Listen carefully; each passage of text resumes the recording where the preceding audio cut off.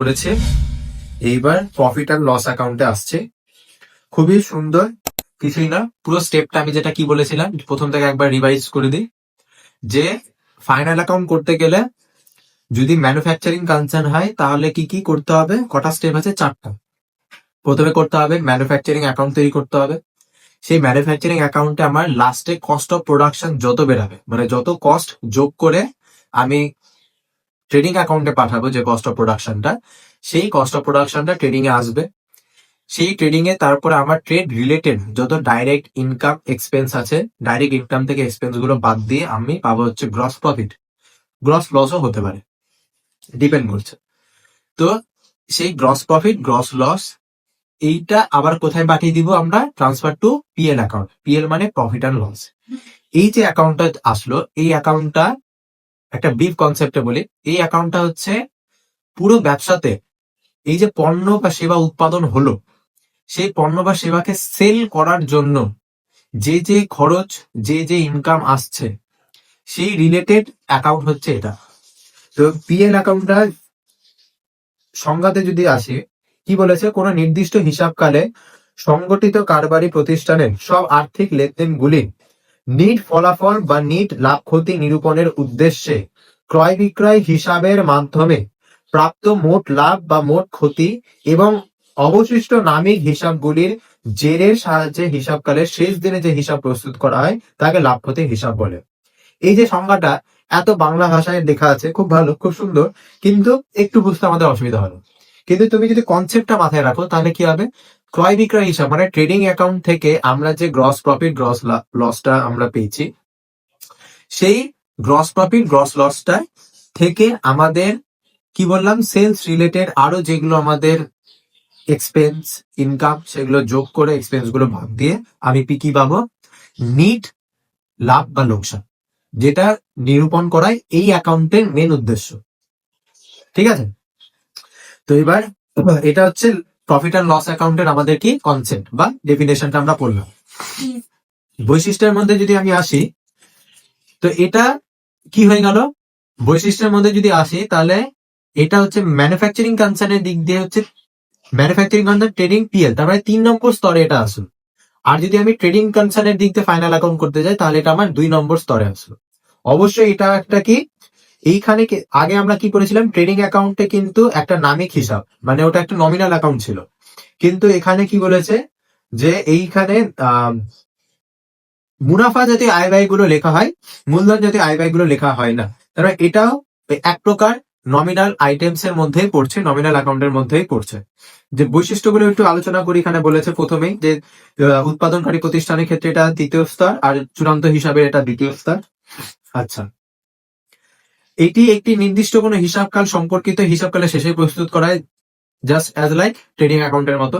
আচ্ছা, এই হিসাবকালে প্রাপ্ত ও প্রদত্ত আয় ব্যয়গুলিকেই দেখানো হয় না, নির্দিষ্ট হিসাবকালে প্রাপ্য প্রদত্ত আয় ব্যয়গুলিকেও দেখানো হয়ে থাকে। মানে কোনটা আমি রিসিভ করেছি, অলরেডি রিসিভড, আর কোনটা অলরেডি পেড, সেটার সাথে সাথে রিসিভেবল আর পেয়েবল গুলোও কিন্তু আমরা দেখিয়ে থাকি অ্যাকাউন্টে।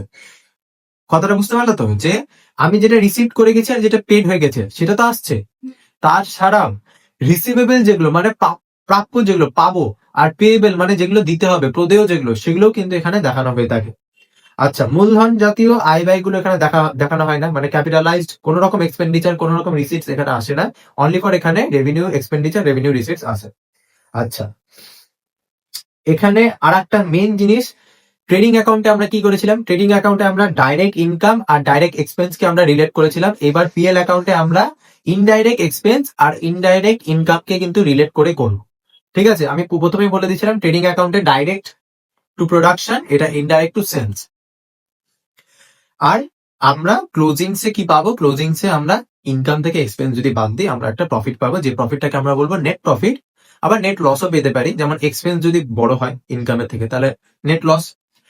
এইটা অ্যাডজাস্ট হবে কার সাথে, ব্যালেন্স শিটে ক্যাপিটালের সাথে এটা অ্যাডজাস্ট হবে। যদি লস হয় তাহলে লেস, যদি প্রফিট হয়, নেট প্রফিট হয়, তাহলে ক্যাপিটালের সাথে এটা কি হয়ে যাবে, যোগ। হলো। এইবার তোমাদের বইতে একটা খুব সুন্দর পার্থক্যটা আছে থিওরির জন্য, খুবই ইম্পর্টেন্ট, থিওরির জন্য এই পার্থক্যটা অবশ্যই পড়বো।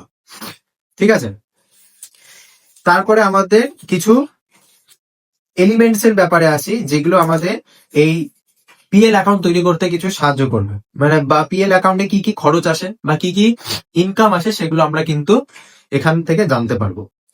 বা আমরা যদি ছকটাকে যদি ভালো মতো দেখি, আচ্ছা ছক দেখার আগে এখানে একটা খুব সুন্দর তোমাদের বইতে দিয়েছে, গ্রস প্রফিট আর নেট প্রফিটের মধ্যে পার্থক্য দিয়েছে।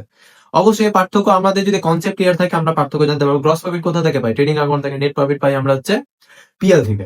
গ্রস প্রফিট বেরাবে হচ্ছে সেলস ক্লোজিং স্টক থেকে তোমার কস্ট অফ গুডস হলো, আমাদের পুরো গুডস তৈরি করতে কত খরচা পড়ছে। আর নেট প্রফিট পাবো কেমন করে? নেট প্রফিট হচ্ছে গ্রস প্রফিটের সাথে যত অল ইনডাইরেক্ট ইনকাম আছে সেই অল ইনডাইরেক্ট ইনকাম যোগ করে, গ্রস প্রফিট আর অল ইনডাইরেক্ট ইনকাম যোগ করে সেখান থেকে যত ইনডাইরেক্ট এক্সপেন্স আছে বাদ দিয়ে দিলে আমরা পাবো হচ্ছে নেট প্রফিট। তো এরকম করে আরো কয়েকটা পয়েন্ট আছে, সেই পয়েন্ট গুলো পড়বা বাড়িতে। আচ্ছা, তারপরে আমরা এখানে ছকে আসি, একটা ছক দিয়েছে, সেই ছকটাতে আমরা আসি। সেই ছক দেখে আমরা আলোচনা করব যে প্রফিট এন্ড লস অ্যাকাউন্টে কি কি আইটেমস এক্সপেন্সে আছে আর কি কি আইটেম ইনকামে আছে। এখানে দিয়েছে 245 পৃষ্ঠা সাতটা বইতে কি দিয়েছে? গ্রস প্রফিট, যেটা ট্রান্সফার হচ্ছে কোথা থেকে? ট্রেডিং অ্যাকাউন্ট থেকে। ঠিক আছে, ট্রেডিং অ্যাকাউন্ট থেকে যেটা ট্রান্সফার হচ্ছে, তাহলে আমাদের অঙ্ক যখনই শুরু করব তাহলে শুধুমাত্র পিএল যেটা সেটা শুরু করতে গেলে আমাকে প্রথমে কি তৈরি করতে হবে? ওয়ার্কিংস এ বা অঙ্কতে যদি ইনফরমেশনে দেওয়া থাকে তাহলে আগে আমাকে তৈরি করে নিতে হবে ট্রেডিং অ্যাকাউন্ট। যদি ট্রেডিং অ্যাকাউন্ট আমাকে ক্রিয়েট করতে নাও বলে, প্রিপেয়ার করতে নাও যদি বলে, তাহলে আমাকে অবশ্যই মনে রাখতে হবে যে ওয়ার্কিংস আমাকে ট্রেডিং অ্যাকাউন্টটা তৈরি করতে হবে, কারণ ট্রেডিং অ্যাকাউন্টে যে গ্রস প্রফিটটা আছে সেই গ্রস প্রফিটটা থেকেই কিন্তু আমি নেট প্রফিটে আসতে পারবো। তার মানে প্রফিট আর লস অ্যাকাউন্ট তৈরি করতে গেলে অবশ্যই আমাকে ট্রেডিং অ্যাকাউন্টটা আগে ওয়ার্কিংস এ করে দেখাতেই হবে। তো সেই গ্রস প্রফিট থেকে আগে আমাদের অঙ্ক শুরু হবে, আর তারপর হচ্ছে যত রকমের ইনডাইরেক্ট ইনকাম গুলো আছে আর যত ইনডাইরেক্ট এক্সপেন্স গুলো আছে সেগুলো আমরা লিখে যোগ করে, ইনকাম যোগ করে, এক্সপেন্স লেস করে আমরা নেট প্রফিট বার করব। ঠিক আছে? আচ্ছা, এইবার গ্রস প্রফিট এখানে আছে ডিসকাউন্ট রিসিট। দেখো, কোনো তুমি ব্যবসা করছো, ব্যবসা করতে গিয়ে তুমি দেখলা যে তোমাকে ডিসকাউন্ট তুমি কিছু ক্ষেত্রে পেলাও, আবার কিছু ক্ষেত্রে দিলাও। তুমি কাস্টমারকে ডিসকাউন্ট দিবা আর তুমি সাপ্লায়ার্স এর কাছ থেকে কিছু ডিসকাউন্ট পাবে। তুমি যদি বাল্কে কোন হোলসেলারের কাছ থেকে তুমি যদি মাল কিনো তাহলে তারা কিছু তোমাকে অফার দিবে বা কিছু না কিছু তো ডিসকাউন্ট তুমি পাবো, যেটা ট্রেড ডিসকাউন্ট হোক, ক্যাশ ডিসকাউন্ট হোক, কিছু না কিছু তো ডিসকাউন্ট পাবো। তো সেই ডিসকাউন্ট, কমিশন, ঠিক আছে, ডিভিডেন্ড, এগুলো যদি তুমি রিসিভ করো, এক কথায় যেগুলো তোমার টাকা আসছে, যেখান থেকে তুমি পাচ্ছ সেটা ইনকাম, আর যেখানে তোমার টাকা চলে যাচ্ছে সেগুলো হচ্ছে তোমার কাছে এক্সপেন্স। তো তোমাকে শুধু বুঝে নিতে হবে কোনটা ইনডাইরেক্ট আছে আর কোনটা ডাইরেক্ট আছে। তো ডাইরেক্ট ইনডাইরেক্টের ক্ষেত্রে আমি বলেছিলাম ডাইরেক্ট মানে রিলেটেড টু প্রোডাকশন উৎপাদনের জন্য, আর ইনডাইরেক্ট মানে এই যে প্রোডাক্টটা তৈরি হয়ে গেল, ফিনিশ গুডস এ কনভার্ট হয়ে গেল, সেই ফিনিশ গুডস এ মার্কেটে যখন আমি সেল করতে যাব, সেই সেল করার জন্য আমার কিছু মার্কেটিং করতে হবে, কিছু অ্যাডভার্টাইজ করতে হবে, ঠিক আছে, কিছু স্যাম্পল প্রোডাক্টস দিতে হবে, এগুলো রিলেটেড অনেক খরচ থাকে। সেই অফিসের রেন্ট থাকে, অফিস চালাতে গেলে অফিসের রেন্ট থাকে, এরকম অনেক এক্সপেন্স থাকে, যে এক্সপেন্স গুলো আমাকে কিন্তু সেই প্রোডাক্টটাকে সেল করার জন্য বিয়ার আপ করতে হয়। তো সেইগুলো হচ্ছে ইনডাইরেক্ট এক্সপেন্স, আর সেখান থেকেও কিন্তু কিছু ইনকাম আমাদের হয়ে থাকে, যেটাকে বলা হয় ইনডাইরেক্ট ইনকাম। তো এই ইনডাইরেক্ট ইনকাম সাথে গ্রস প্রফিট যোগ করে ইনডাইরেক্ট এক্সপেন্স গুলো বাদ দিয়ে দিলে আমরা নেট প্রফিট পাবো। আবার যদি এক্সপেন্স বেশি হয়, বড় হয় ইনকামের থেকে, তাহলে আমরা নেট লস পাবো। ঠিক আছে, এই হচ্ছে আমাদের কনসেপ্ট প্রফিট অ্যান্ড লসের। অঙ্ক করে আমরা প্রফিট অ্যান্ড লস অ্যাকাউন্ট গুলোকে আরো ভালো মতো বুঝবো, কিছু অ্যাডজাস্টমেন্ট থাকবে, সেই অ্যাডজাস্টমেন্ট গুলো করবো, তাহলে কিন্তু আমাদের পিএল কমপ্লিট হয়ে যাবে। আর নেক্সট আমাদের টপিক থাকবে কিন্তু ব্যালেন্স শিট।